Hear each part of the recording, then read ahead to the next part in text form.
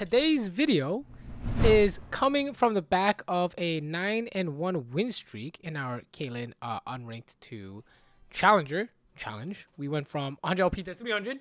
So this is kind of my OPGG as of recording the video, and the game I'm going to show you guys is this one.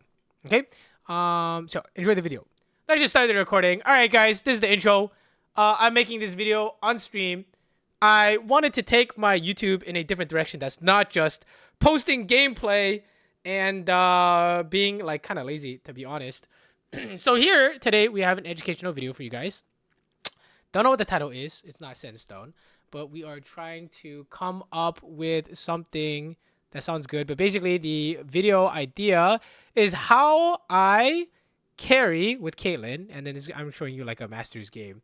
One of the ones that we had today, yesterday, during our climb from Caitlyn to Challenger. Okay, so if you are learning Caitlyn, or you already know Caitlyn, but you want to know more secrets, you want to know how a Challenger Caitlyn player thinks, I guess this video is for you. And if you're not interested in Caitlyn, but you play ADC, this video is probably still for you as well. And then if you don't play ADC, but you wonder how ADC players think, so you can like gank them or whatever, this video is also for you. And then if you don't like play League of Legends, then I don't know why you're watching this. Okay, anyways, let's get started. So I'm just gonna go through the game, and I'm just gonna go over my thought process on what I do and what I think. So one of the habits I have, one of the best habits I have for laning phase, starts before the game even begins. Okay, this is what I teach my students. But you should load into the game thinking about how you want your lane to go. And the way we do this is we look at support. We look at both supports. We look at both junglers. Then we look at both mid laners. And then sometimes top lane, right? If they're like playing Quinn or some shit, right? Or Pantheon or whatever. Anyways, so the first thing is we look at supports. And what do we look at? We look at what the supports are good at. And that will dictate how you want to lane. Okay, so the PvP around League of Legends is over money, over the minions. Every single minion wave, right, is worth like 120 gold or more. And what you need to do is fight for these minions in the laning phase, right? So how do we fight for the minions? How does Karma fight for the minions? What is she good at? And if you think about Karma, think about all the Karmas that fucked you before. How does Karma fuck me? Okay, so Karma fucks you by pressing R and then Qing you in the face. I mean, I think everyone watching this video has experienced this before. So what kind of archetype is that? Like, I like to categorize my supports into certain patterns. That's poke, right? Because she's hitting you from afar where you can't respond. Giga range. So Karma likes to poke. And then what else can she do? We can do some small trading with her shield, right? So if I want to trade as Caitlyn, I will trade with headshot or net, right? Those are probably my most reliable ways to trade. And then, trading implies that they can hit you back. So Karma can trade because we can have a shield, right? So if I have a Karma shield, I can headshot or go for net. And she can also catch people with the root into trap. So we can do these three things, but primarily we can poke, okay? And then you look at Bard, and you're like, okay, what is Bard good at? Bard likes to roam. Bard likes to throw Q and auto attack. He's a very good trade pattern. And then he can catch you if he stuns you, but like that's not as strong. I mean, hopefully you're not getting stunned through minions or stunned against the wall again, by a Bard. That'd be pretty bad. Don't do that one. And then so how do they want to play the lane? They want to trade with Bard Q and then Jin Q 4-shot. Okay, see how that works. So we want to poke with Karma and Power Q, and Caitlyn pushing into spam abilities at their face at long range on their tower, and they want to throw abilities at us evenly. They want to trade. So Jin has 4-shot. Bard is Q, they're going to walk at you and try and trade, right? And for us, we are going to try and poke them and attempt to not trade unless I have a Karma shield with headshot or net headshot. And what you see me doing here, I like to try and get into this bush to try and get our first strike proc, or also getting huge poke damage in lane is really important. This is why leashing is very bad in solo queue. Boom, instantly win the lane. XDD, no counterplay except warding the bush. So what they should do is they should contest the bush. Let me get my pen out here. Also, I'm gonna try and not pause too much because pausing tends to make the video longer. But what they should do is try and contest the bush level 1, running here and warding. Or they can just go around like this. This is actually a very effective way to contest the wave level 1. If you suspect Karma, Caitlyn are hiding here, just go here and start pushing the wave like this, okay? So yeah, already they are kind of getting owned. And my thinking here is all I'm doing is making sure I get all my CS, and we're gonna push, and I'm gonna pressure with headshot, and I'm gonna go for some like Q poke, right? I'm not saving Q for blitz hook or thresh hook or anything because my matchup says we like to poke them.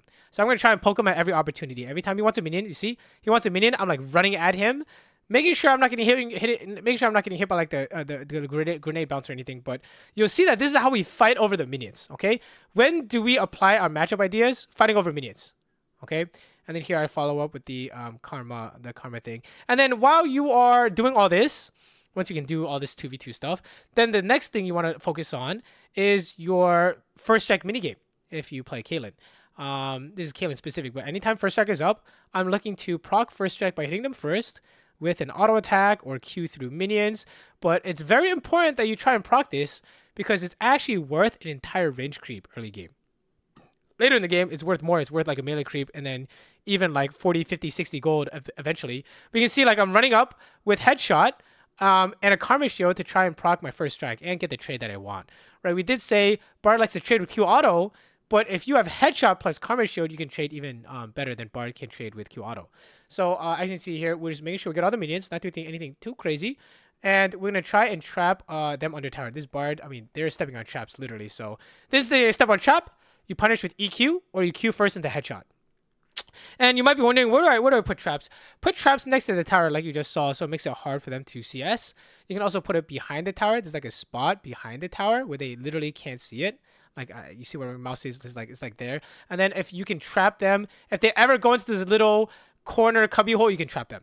And they're actually giga screwed. They would have to walk all the way around the front of the tower to escape, right? So Bard went full cycle. You can flash for that if you want to, but I didn't think I had to. And then after this, we're going to try and push and go home, right? We see Kha'Zix. Maybe we can just insta base, but if this is a cannon, okay. If it's not a cannon, we push. If it's a cannon, he can't crash the wave, so you can just commit base, right? And so what this does is if he matches your base, the wave is pushing towards us because the cannon met on his side of the lane, right? And if he tries to crash, he can't actually crash because it's too early in the game. Right? As you can see here, he tried to push a cannon wave. It's literally not possible, right? Because this is before anyone has items and stuff, right? So you can see here that he's trying to crash, but it's pretty much impossible. He's liable to die. If Karthus was here, he is dead, you know. But he just like, fuck it, I'm just gonna push and then hope I don't die. He got away with it, good for him. But as you can see, I didn't lose anything. I mean, I did lose a cannon because I was waiting in base for the BF sword. I probably missed like 1 minion too much. So it's very important to not miss minions. Okay, very important to not miss minions. And then once we get back to lane, you just immediately push. Try and make him lose CS here. You can also consider a slow push here, knowing that he's going to pick up all the minions on your tower. But I think it's actually, I think this is just a push into hit the tower. There's literally no way they can stop you, right? If you're wondering, like, why haven't we talked about the jungler yet? It's because their jungle is Kha'Zix. And Kha'Zix's ganking power is non-existent. That shit is terrible, right? So you really shouldn't be afraid of any kind of Kha'Zix gank. And then you'll notice that this Jhin missed like a million CS because he he like messed up his grenade and then W'd the minions and didn't get any of them. So that's awkward. This cannon wave, we are just pushing, right? We want to push and hit the tower. You can slow push this if you really want to, but I think it's totally fine to just push this and hit the tower, right? Walking with Karma here, I think we're considering a mid roam. Yep, we're looking for a mid roam because once you have push, you can move first, like you can see here. It's either mid roam or hit the tower, and obviously we just want the free Kha'Zix kill, right? Do a little BM here, haha. Katarina wanted the kill, give it to her. That's totally fine. We don't need kills in order to win the game. Low key as ADC, it's low key better for your jungle mid to take all the kills so that they can carry the mid game. So you can have a nice smooth mid game into a late game where you can carry. But if you get all the kills, it's actually not likely that you will be able to carry through the mid game because you will be under leveled, right? So. And if chat wants to ask questions while we're making this video, feel free. I will include them in the video. So anyways, go back to lane. We go back to pushing, back to our usual strategy. We're going to push, hit the tower, make sure you don't miss any minions. And this is basically the entire game plan. Push, hit the tower, attempt to poke. And you'll notice that we're trying to, pressure them by putting traps near where they want to CS. Like this guy just stood on a trap because he wanted to last hit a minion, and then Bard stood on another trap. Like, sure, bro. And you keep pushing, and then with this HP advantage, you will convert this into CS lead by making the base, a gold lead by taking plates, or objective lead by doing the dragon, or even mid lead by support roaming, or jungle diff by invading the jungle. A lot of things you can do off pushing, to be quite honest. So as you see here, back to you're just literally doing the same thing over and over again. We're just being chilling, not afraid of a Kha'Zix gank ever. If you have sums, you should attempt to pull the enemy jungle bot.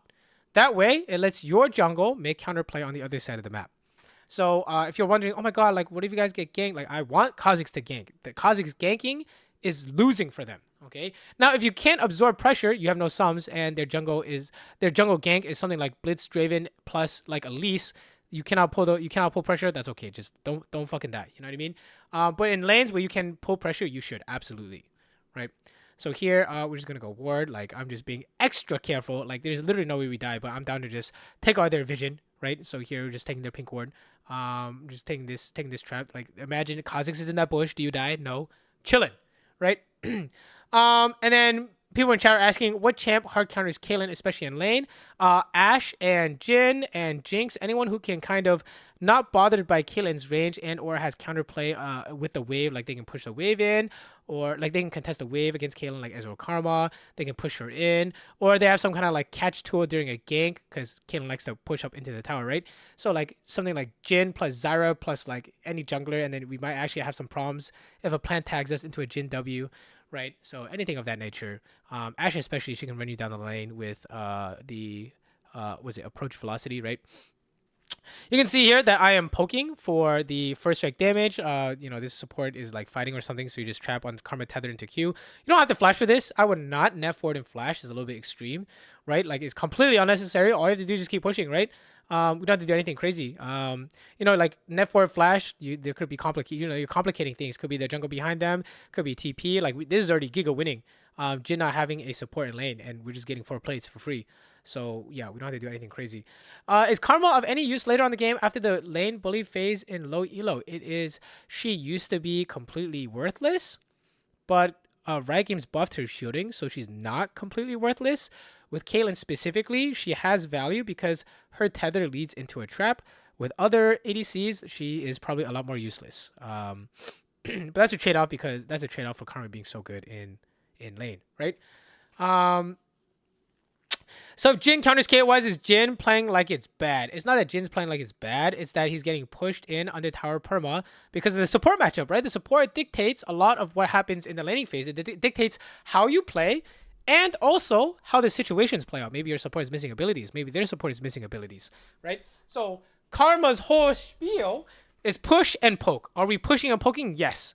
They need to figure out a way to trade on minions. Are they trading on minions? No.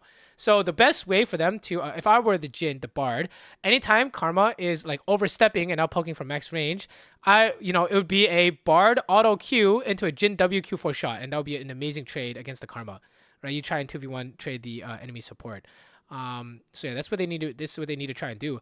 Or the enemy ADC needs to try and bait out the Karma Qs without getting hit. Right? You see, he's getting hit a lot. A lot of times when you're playing against these poke champions, a lot of your skill shot CC champions, you need to make sure that you are playing to bait out abilities. Oh, this is like they're trying something here. They're desperate. We have flash, right? So if you have sums, you can bait out gank like you just saw, and because we can bait out gank, we can just fight. Okay, now. I didn't know they were there, but the positioning is fine because I have sums. That's like a key lesson you should learn. How do you play with sums is very different than how you play without sums. So when you have sums, I want you to think you have a flash play available. In the early mid game, you want your flash play to be connected to a macro play or personal play by getting kills. The whole Kha'Zix thing, you just trap on tether or you can Q on tether. The most important part about Caitlyn early mid game when doing damage is landing the Q. You'll notice I didn't go for the trap on Kha'Zix. I wasn't exactly sure if the timing was good enough, so I just cashed out on the Q. When in doubt, hit them with a full damage Q. Otherwise, you are doing no damage. Okay, that's the most important part about Caitlyn early mid game. Hit them with a full damage Q. It's actually not hitting the trap. The trap is so that you can hit the full damage Q. Okay. So yeah, we got the first tower, infinite money. And yeah, we're just being chilling. Are we winning this lane because of pokes? Yes, we're winning this lane because we are able to push and poke them on the tower and get all the plates, and the jungle can't do a single thing about it. And you'll notice that they tried to do something, but I had sums, so they literally couldn't. Right? So if you guys learned anything today about how to gain advantages with your sums, it's for macro play, baiting the enemy jungle to come bot. Okay, you are the weakest player in the entire game, in the early game. That's ADC. So if your flash is worth wasting the enemy jungle's time, that's fucking amazing. Okay, so that's what you guys need to be doing when you have sums. And the same goes for the mid game. In the mid game, you're still pretty weak. So if you can use your sums to bait enemy jungle to going on you mid, that's also very good. Okay. After that, when you have hella items and stuff, no, you do not want to bait with flash unless someone on your team can carry. You want to preserve your flash and 1v9 with it. Okay, you can wait until they go on your team, then you kill someone, then you flash someone flashing on you, then you win the entire team fight, right? For example. So here, when in the game, I don't have flash, but my jungle is next to me. Where like all we're doing is just pushing the wave. If you're wondering about build, currently the default is IE BF Sword Dirk. Ideally, no exception. Reason is that this item build path lets you one-shot the range creeps with Q. No other build path will allow you to do this. Very important. IE gives you 80 AD. Then you need the BF sword. You can't do IE opportunity because it doesn't clear the range creeps, you know. So oftentimes you will actually see me, if you watch stream, you'll see me go IE, BF, the Dirk, and then like long swords for the Lord Doms. You'll see here, we're not doing the push poke strategy because we didn't know what Kha'Zix was. And they could have ganked us when we didn't have flash. So you can imagine Bard ulti into Jhin, trap W into Kha'Zix kill would be lethal because we can't dodge it, you know, assuming you can't dodge it with your net. But we saw Kha'Zix top. So now we can, in fact, do something under their tower, which is I want to get the plate, probably, right? And then we can even go deep wards if we really want to, but no, we want to play here, okay? So here you can see me, we're like fighting them off. We're playing to hit the plate. Too bad it hit 14 minutes, we lost the plate, and now I'm playing for damage on the Bard here. You can do the whole misdirection EQ is very effective. That guy like threw an ulti. I don't think that would ever, I don't think that does anything. Your team is here. But yeah, misdirection EQ is a trick, a mechanical trick you can learn. You auto attack something that's not the target you want to net, and that will make them think you're not looking at them when in fact you are looking at them. So there, I hit the tower, and then I immediately EQ Bard without seeing him because I knew he was gonna walk up, right? Here, I did not really want to hit the tower. I just want to refresh our vision, you know, keep things clean. I still don't have flash. Like, honestly, you can play like this when you don't have flash, keep things clean. Like, don't overcomplicate things by using your net to, like, outplay Jhin W and Bard Portal plus Kha'Zix. You know what I mean? Like, you don't have to do that. You can just push mid and then play the river next to your jungle. And that won't, you don't have to complicate anything, okay? If we have flash, different story. Maybe we'll try something a little bit more ambitious. But definitely without flash, don't throw, okay? When you're playing Caitlyn, this is the hardest part of your game, besides the laning phase, is the mid game. Your goal is to interact with the enemy as little as possible so that you can get to your 3 items plus level 13, okay? Your only goal in this entire phase of the game is to get to level 13 with 3 items. Why? Is because you literally cannot carry until you get to that point. It's not, like, you see I'm giga fed. I don't do anything. Isn't that crazy? I'm fucking 4 kills, 10 CS a minute. I have perfect XP, perfect gold. I got fucking 4 plates. I almost got like 5 plates. Can I carry yet? No. Okay, and this is the part about ADC you have to understand is based on whatever champion you're playing, there is a breakpoint, a certain breakpoint of items where you can start carrying. Okay, so it's not that we can't do stuff. Like you see me, I'm like looking to make trades with headshot. I'm like looking to make trades with headshot and net headshot. I'm still trying to trade, right? But I would have done that in lane. But we're not actually trying to be super proactive. Okay, there I was just trying to. He was just straight up ignoring what I was doing, so I went for a punish. But most of the time, you'll see me literally just doing this. I'm just killing minions, minding my own business, trying to use flash to bait enemy jungle. Here we see Kha'Zix top, so I'm just gonna take the tower, right? We got HP advantage, so I'm just gonna take the tower. But you will notice that I'm just keeping my eyes on the enemy jungle, and I'm looking like at the Veigar, like is he coming? Like I don't know, he's not coming because he's on the wave. And then after that, we can like consider stuff. You see like we're trying to do stuff, but hey, if it's not gonna work, it doesn't work. And then he came back to die. So yeah, you can headshot him there. So here after we get the wave, we go into the crab. Hitting tower here is a bit. We can try. We have flash, but when you have no idea what to do, camp their jungle.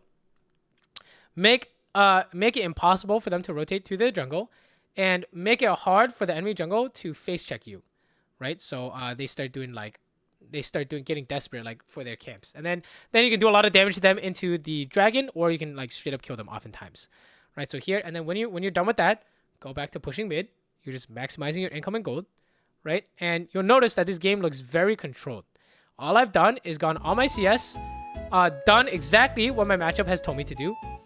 And then I'm just getting infinite econ and gold mid. Getting every single wave of golden XP. Oh, Fet ZX, thank you for the sub. And then we use Rift Tower to get mid tower, totally fine.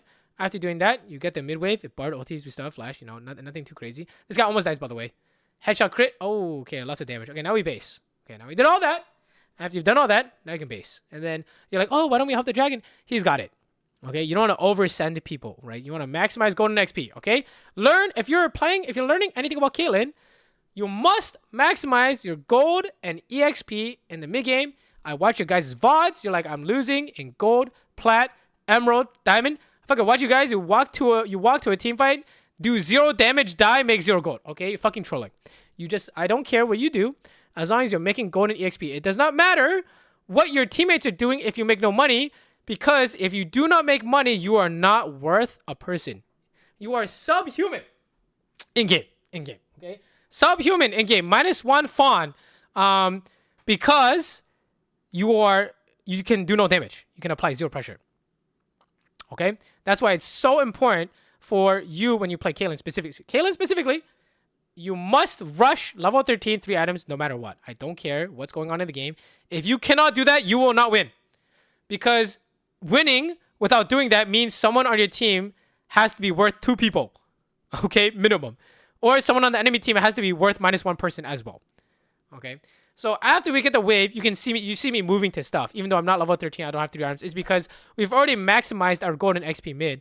Now we can move bot because we think we can get something here, right? And then we got like Bard ulti or whatever. But you know, after we get all that, we're not doing anything crazy. I get the wave, go back mid, maximize golden EXP. Okay, I'm constantly thinking of ways to make money through first strike, and only after we've made money are we fucking with them. Okay, that's like a key takeaway here for your mid game macro as ADC. Only after you've made money can you go fuck with them. So if you see a fight break out and you're busy catching a wave mid, let's say a fight's breaking out a dragon, and you need to catch mid, go catch mid. Who care? I don't care what's going on at dragon. Go catch mid, then you can help with dragon. Okay. You lose the game in the mid game when you don't do this. You'll notice that I've literally been doing this for 20 fucking minutes and I'm still not level 13.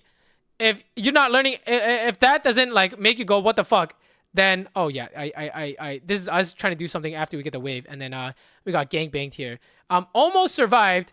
You'll notice that I used sums to survive as long as possible, so the fight wasn't as bad.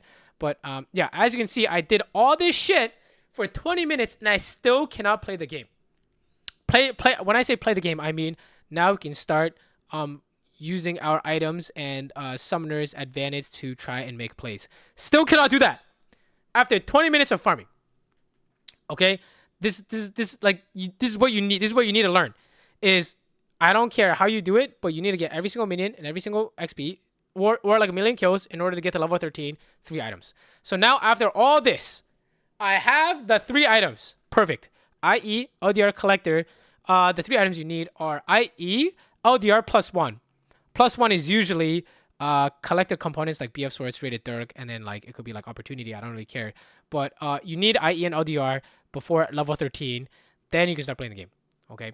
And then now we have all this stuff. Okay, now we have 3 items and we're about to hit level 13. Now we change the way we play. Okay, now the way we play is I'm going to stack headshot on the minions. So what that means is I'm going to make sure I have headshot. You see I netted the minion, netted the cannon to make sure I'm holding headshot so that I can run around with this headshot and run at them. And what I'm doing is I'm looking to headshot anyone that's not a tank. Okay, boom, found a bitch, GG, dead. Okay, now this is called playing the game. Is being proactive with this headshot. And you literally cannot do this until you have 3 items. Otherwise, you're just unable to get stuff done.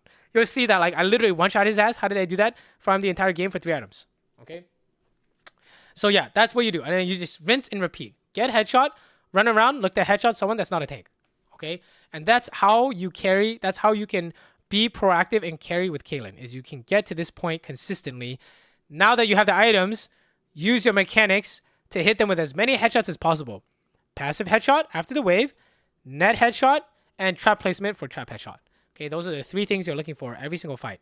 So I'm looking for W on Karma Tether. I'm looking for trapping on environment. I'm looking for passive headshot like I have right now. So I can headshot that Veigar. I'm looking for EW here on the Jhin. He's going to flash on me, right? Oh, got his ass, right? He's dead, right? And then that's it. We got 2 headshots, kill 2 people.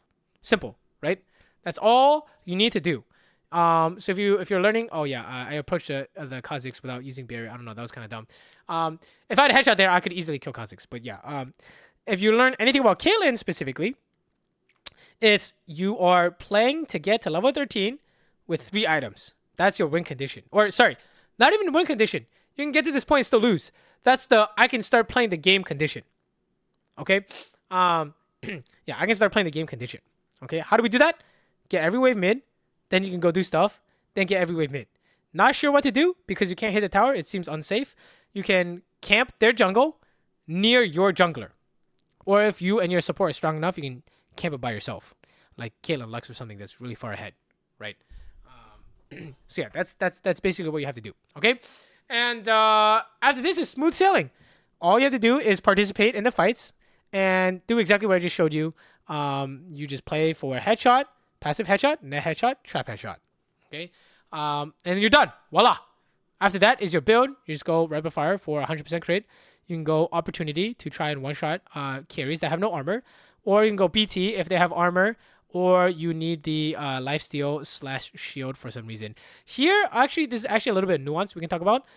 Once you have 3 items, you can stop ulting to farm money because your ulti actually does a lot of damage. You can now hold ulti in order to make plays. Like here, I could have ulti this Veigar, for example. Imagine Bard wasn't blocking, right? I could ulti Veigar, for example, make this a whole lot easier. But yeah, guy headshot, ran top, killed his ass. Easy, right?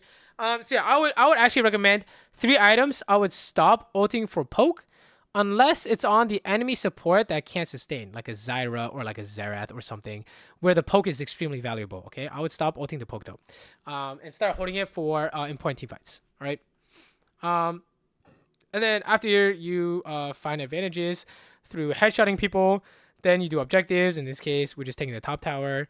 I'm pretty sure the game is over, but if the game is not over, then we can go home. You'll notice that the card that's died, I don't blink an eye. I'm just hitting the tower. That tower's worth like 600 gold, right? So you might be asking like, oh, when do we move to help teammates? It better be better than what you're doing. You know what I mean? Is it better than taking the top tower? Like, not really. Like, keep hitting the tower. In this case, I could probably like defend this cannon, to be honest, but I'm just gonna wait for the next wave. And the next play, I think, is the end of the game. I stack headshot, okay, and then I'm looking at headshot Jhin. And then I ask myself, is he 1-shot? I think he's 2-shot. So I'm going to go for 2-shot. So a stack headshot, run at him, headshot E-flash. Boom, dead. Okay? And that's how you carry with this champion. You can also go for a headshot ulti, but I think if he has barrier, he can block. He can block the ulti and survive. But yeah, that's pretty much the game. Okay? So, oh yeah, and if you're wondering, like, you know, runes and stuff, why I'm taking first strike over fleet for work, I'm always first strike, always cashback. These runes are the fastest way to 3 items. And like I said, we cannot play the game on this champion until we have 3 items, level 13. So I'm just taking runes that will help me get there as fast as possible. If you can, you know, that's just how I think Caitlyn should be played. You don't have to believe that. You can say like, I'm gonna take fleet for work for the best lane possible and go IEPD, play for KDA. You can do that. The only problem is you will probably not carry through auto attacks or doing headshot damage. So yeah, I think personally this is how Caitlyn should be played. But you don't have to agree. But if you want to copy me and play like me, then give this strategy a try. Okay, let me know what you guys think. So yeah, that's the video for today. Hopefully it was better / more informative, or you guys want to see more stuff like this, or I don't know. Hopefully it was just better, because I feel like I'm just not doing YouTube right recently. Being a little bit too lazy, just uploading gameplay, and that's not really something I would watch myself. But this kind of content is something that I would watch. So hopefully it's something that you guys would watch as well. So yeah, thank you for watching. What, I don't know, my chat's XDDing. I don't know why chat's XDDing. Thank you for watching, and chat, say goodbye to YouTube. Chat, say bye to YouTube. Bye bye. Tell them bye. And yeah, hopefully I will see you guys in the next video. Let me know if you guys want me to make more stuff like this. Easy content is doing this, but like watching pro players like Kog'maw or something, like, you know, hype player of the year. We can still do those as well. But I am thinking about shifting my content towards more of something like this if it's better. So yeah, thank you for watching. If you have suggestions, let me know what you liked, what you didn't like. Let me know in the comments, okay? I will see you guys on stream. Oh yeah, check out the stream, twitch.tv/xFSN Saber. Streaming every day, 7 p.m. PST is the current schedule. Yeah, that's all I got. Okay, see you guys.